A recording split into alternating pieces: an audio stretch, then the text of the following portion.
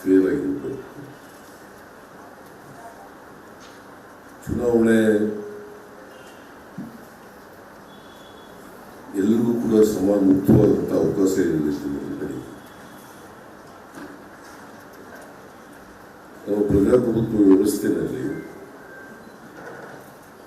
ಅನೇಕ ರಾಜಕೀಯ ಪಕ್ಷಗಳು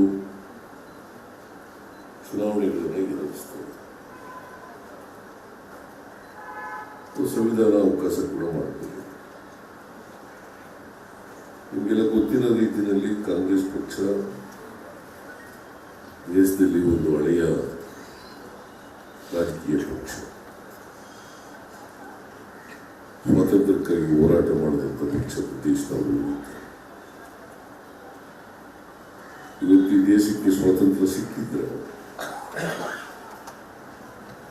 ಕಾಂಗ್ರೆಸ್ ಪಕ್ಷದ ಹೋರಾಟ ಅಂತಕ್ಕಂಥದ್ದನ್ನು ಮಾಡಲಿಕ್ಕೆ ಸಾಧ್ಯ ಇಲ್ಲ.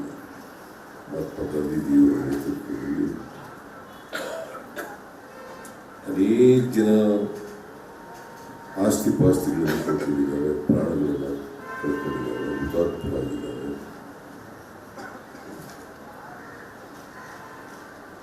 ಹಾಗಾಗಿ ದೀರ್ಘಕಾಲ ಸ್ವಾತಂತ್ರ್ಯ ಹೋರಾಟ ನಡೆದು ಬ್ರಿಟಿಷ್ನವರು ವಿರುದ್ಧ ಅವರಿಗೆ ನಮಗೆ 1940 ಆಗಸ್ಟ್ ಮಧ್ಯರಾತ್ರಿಯಲ್ಲಿ ನಮಗೆ ಸ್ವಾತಂತ್ರ್ಯ ಸಿಕ್ಕಿದೆ.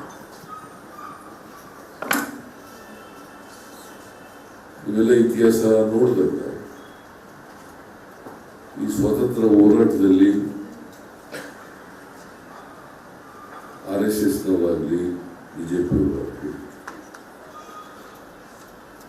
ಅವರು ಹೋರಾಟದಲ್ಲಿ ಸಕ್ರಿಯವಾಗಿ ಭಾಗವಹಿಸಿದರು.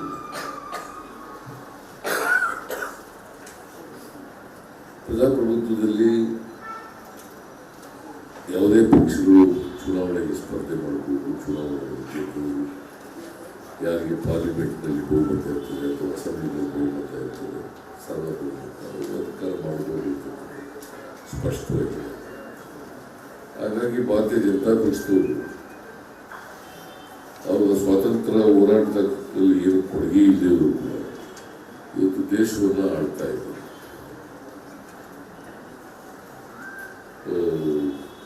ವಾಜಪೇಯಿ ಅವರು 6 ವರ್ಷ ಸರ್ಕಾರ ಮಾಡಿದರು. ಈಗ ನರೇಂದ್ರ ಮೋದಿ ಅವರು 10 ವರ್ಷಗಳ ಕಾಲ ಅಧಿಕಾರವನ್ನು ಮಾಡಿದರು.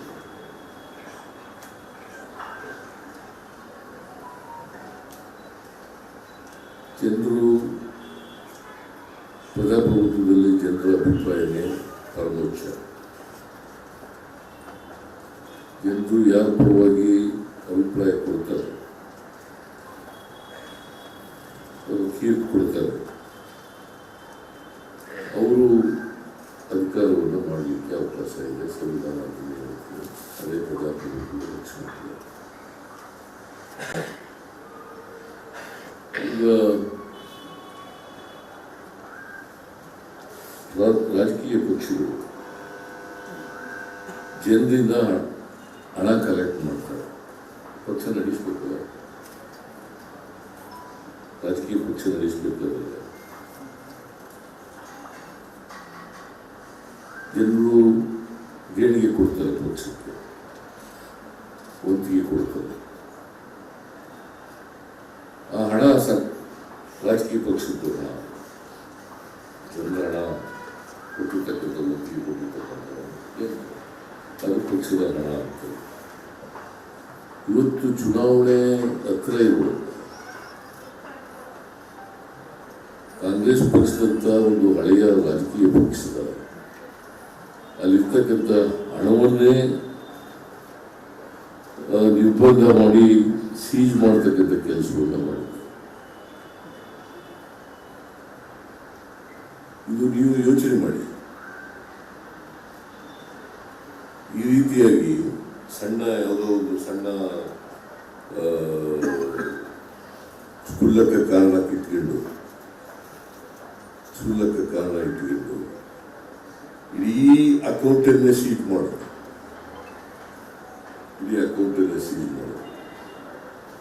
ಹಿಂದೆ ಯಾವಾಗಲೂ ಕೂಡ ಆಗಿಲ್ಲ ಸ್ವತಂತ್ರ ಭಾರತ. ಇದು ಮೊದಲನೇ ಬಾರಿಗೆ ಈ ರೀತಿಯಾಗಿ ಪಕ್ಷದ ಇಡೀ ಅಕೌಂಟನ್ನು ಸೀಟ್ ಮಾಡ್ತಕ್ಕಂಥದ್ದು. ಅವರಿಗೆ ಚುನಾವಣೆಯಲ್ಲಿ ಓಡಾಡಬಾರ್ದು, ಪ್ರಚಾರ ಮಾಡಬಾರ್ದು, ಪ್ರಚಾರ ಸಾಮಗ್ರಿಗಳಿಗೆ ದುಡ್ಡಿಲ್ಲದಾಗ ಆಗಬೇಕು, ಆಮೇಲೆ ಪ್ರವಾಸ ಮಾಡಬಾರ್ದು, ಚುನಾವಣಾ ಕ್ಯಾಂಪೇನಿಂಗ್ ಮಾಡ್ತಕ್ಕಂಥದ್ದು ಕೂಡ ಮಾಡಲಿಕ್ಕೆ ಆಗದೇ ಇರತಕ್ಕಂಥ ಪರಿಸ್ಥಿತಿಯನ್ನು ನಿರ್ಮಾಣ ಮಾಡಿದೆ. ಇದು ಅತ್ಯಂತ ಖಂಡನೀಯ ಮತ್ತು ಪ್ರಜಾಪ್ರಭುತ್ವ ವಿರೋಧಿ ಕ್ರಮ. ಇದರಿಂದ ಏನಾಗ್ತದೆ, ಪ್ರಜಾಪ್ರಭುತ್ವ ಹಾಳಾದರೆ, ಸಂವಿಧಾನ ಹಾಳಾದರೆ, ನಮ್ಮಲ್ಲಿ ಇರ್ತಕ್ಕಂಥ 3 ಅಂಗಗಳೇನಿದ್ದಾವೆ, ಕಾರ್ಯಾಂಗ,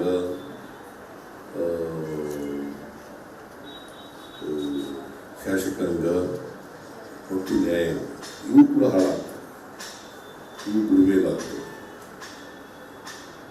ಸೊ ಈ ರೀತಿಯಾಗಿ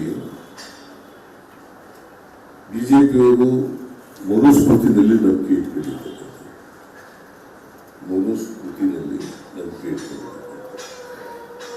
ಅಸಮಾನತೆ ಸಮಾಜದಲ್ಲಿ ಇರಬೇಕು ಅಂತಕ್ಕಂಥದ್ದು ನಂಬಿಕೆ ಇಟ್ಕೊಂಡಿದ್ದಾರೆ, ಮೇಲು ಕೀಳು ಇರಬೇಕು ಅಂತಕ್ಕಂಥದ್ದು ನಂಬಿಕೆ ಇಟ್ಕೊಂಡಿದ್ದಾರೆ.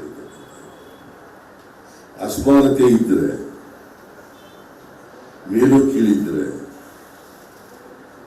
ಬಡತನ ಸಿರಿತನ ಇದ್ದರೆ, ಸಮಾಜದಲ್ಲಿ ನಿರುದ್ಯೋಗ ಇದ್ದರೆ, ಅನಕ್ಷರತೆ ಇದ್ದರೆ ಶೋಷಣೆ ಮಾಡಲಿಕ್ಕೆ ಸುಲಭ ಅಂತಕ್ಕಂಥದ್ದು ಅವರ ಇದು. ನೂರಾರು ವರ್ಷಗಳ ಕಾಲ ಸಮಾಜದಲ್ಲಿ, ನಮ್ಮ ಭಾರತೀಯ ಸಮಾಜದಲ್ಲಿ ಶೋಷಣೆ ಆಗಿದೆ.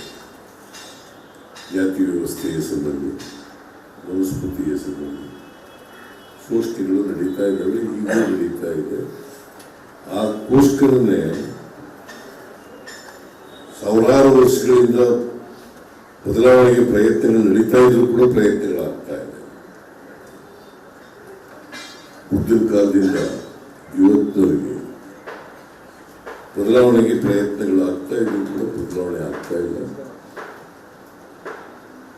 ಜಾತಿ ವ್ಯವಸ್ಥೆ ಹೋಗ್ತಾ ಇಲ್ಲ.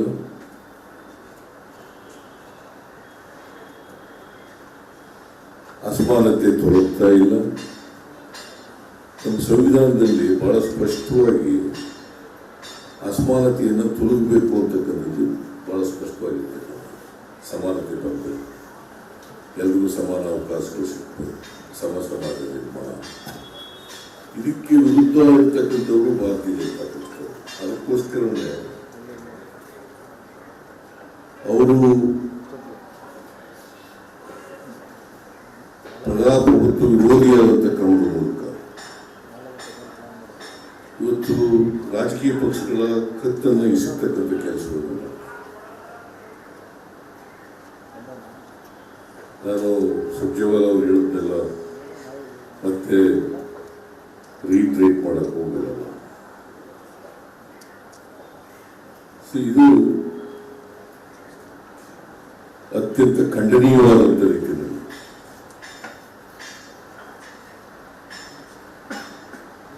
ಜನತೆಯ ಅಭಿಪ್ರಾಯಕ್ಕೆ ವಿರುದ್ಧವಾದ ರೀತಿಯಲ್ಲಿ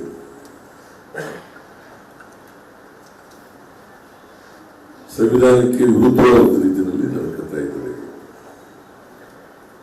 ಒಂದು ಪಕ್ಷದ ಅಕೌಂಟನ್ನು ಸೀಟ್ ಮಾಡಿ ಆ ಪಕ್ಷನ ನಿಷ್ಕ್ರಿಯಗೊಳಿಸ್ತಕ್ಕಂಥ, ಕತ್ತಿಸಿರ್ತಕ್ಕಂಥ ಕೆಲಸ ಮಾಡ್ತಾ ಇರ್ತಕ್ಕಂಥ ರೀತಿಯಲ್ಲ, ಅದು ಚುನಾವಣಾ ಸಂದರ್ಭದಲ್ಲಿ ಮಾಡ್ತಾ ಇರ್ತಕ್ಕಂಥ ಇದೆಯಲ್ಲ, ಇದನ್ನು ಯಾರು ಕೂಡ ಒಪ್ಪಲಿಕ್ಕೆ ಸಾಧ್ಯ ಇಲ್ಲ.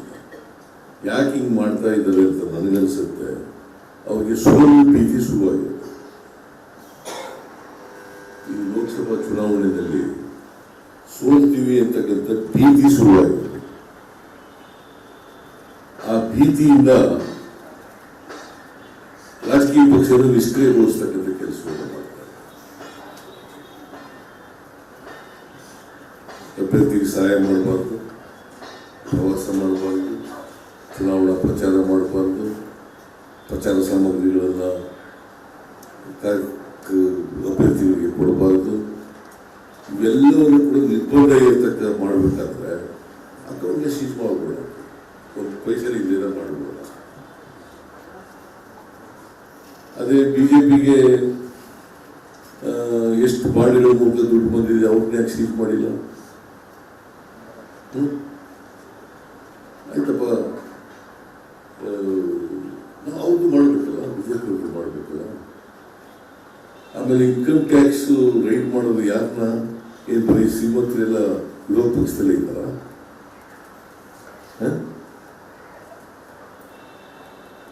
ಅಕ್ರಮವಾಗಿ ಸಂಪತ್ತು ಗಳಿಸಿದವರು ಬರೀ ಬಿಜೆಪಿ ಇದರಲ್ಲಿ ಇದ್ದರು, ವಿರೋಧ ಪಕ್ಷಗಳಲ್ಲೇ ಇದ್ದಾರೆ. ಏನು ಬಿಜೆಪಿಯಲ್ಲಿ ಯಾರು ಇಲ್ಲವೋ?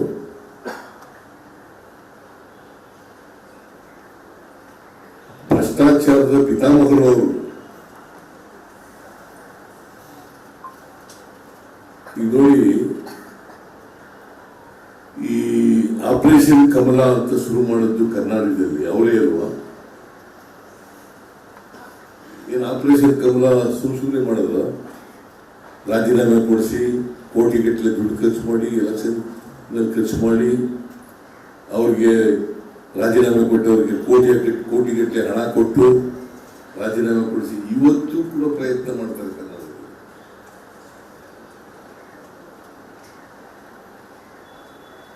ಅನೇಕ ನಿದರ್ಶನಗಳಿದ್ದಾವೆ, ನಾನು ಹೇಳಕ್ ಹೋಗಲ್ಲ. ಈಗ 50 ಕೋಟಿ ಆಫರ್ ಮಾಡ್ತಾರೆ ನಮ್ಮ ಮೇಲೆ,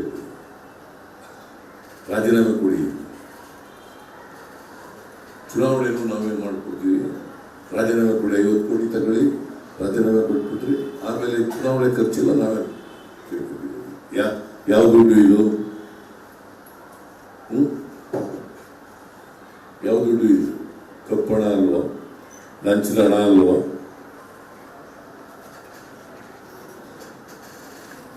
ಈಗ ಬಿಜೆಪಿಯವರು ಪ್ರಜಾಪ್ರಭುತ್ವದ ಎಲ್ಲ ಮೌಲ್ಯಗಳನ್ನೆಲ್ಲ ನಾಶ ಮಾಡ್ತಾ ಇದ್ದಾರೆ. ಸಂಸದೀಯ ವ್ಯವಸ್ಥೆಯನ್ನು ನಾಶ ಮಾಡ್ತಾ ಇದ್ದಾರೆ.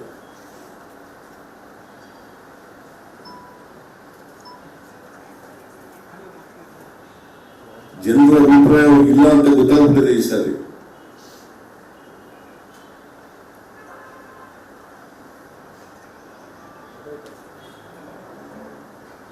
ಈ ಭಾವನಾತ್ಮಕವಾದ ವಿಚಾರಗಳನ್ನು ಎಷ್ಟು ದಿನ ಹೇಳ್ಕೊಂಡಿರ್ಲಿಕ್ಕೆ ಸಾಧ್ಯ ಆಗ್ತದೆ? 370 ಆರ್ಟಿಕಲ್ 370 ಮಾಡಿದೀವಿ. ಎಂಥದ್ದು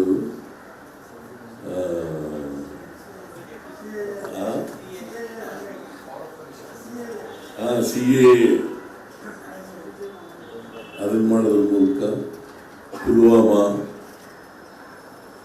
ಎಷ್ಟು ಸರಿ ಅಂತ ರಾಮ ಮಂದಿರ ಕಟ್ಟೋದು, ಜನಗಳನ್ನ ಭಾವನಾತ್ಮಕವಾಗಿ ದಾರಿ ತಪ್ಪಿಸ್ತಕ್ಕಂಥ ಕೆಲಸ ಬಹಳ ವರ್ಷ ಮಾಡೋಕ್ಕಾಗಲ್ಲ. ಆದ್ರೆ ಇಷ್ಟು ಮಾತ್ರ ಹೇಳ್ತೀನಿ, ಪ್ರಜಾಪ್ರಭುತ್ವಕ್ಕೆ ಧಕ್ಕೆ ಬಂದಾಗ ಭಾರತದ ಮತದಾರರು ಅವ್ರನ್ನ ಸುಮ್ಮನೆ ಇರ್ಲಿಕ್ಕೆ ಬಿಡಲ್ಲ. ತಕ್ಕ ಶಾಸ್ತಿಯನ್ನು ಮಾಡೇ ಮಾಡ್ತಾರೆ, ತಕ್ಕ ಪಾಠವನ್ನು ಕಲಿಸ್ತಕ್ಕಂಥ ಕೆಲಸ.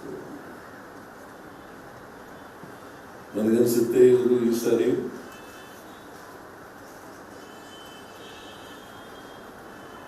ಚೆನ್ನಾಗಿ ಪಾಠ ಕಲಿಸ್ತಾರೆ ಅಂತ ಪೂರ್ಣವಾಗಿ ನನಗೆ ವಿಶ್ವಾಸ ಇದೆ, ನಂಬಿಕೆ ಇದೆ.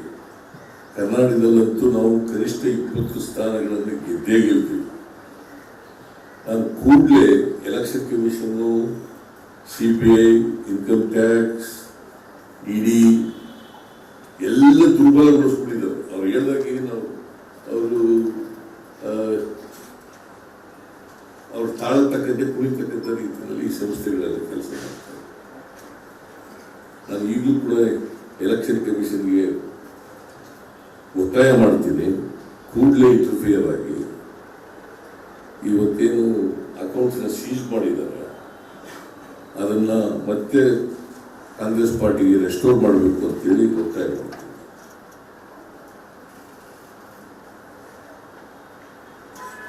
ಈಗ DK ಶಿವಕುಮಾರ್ ಅವರು ಮಾತಾಡ್ತಾರೆ. ನಾನೇನು ಮಾತಾಡಿದ್ರೆ ಸುಸ್ತಾಗ್ಬಿಟ್ಟಿದ್ದೀನಿ.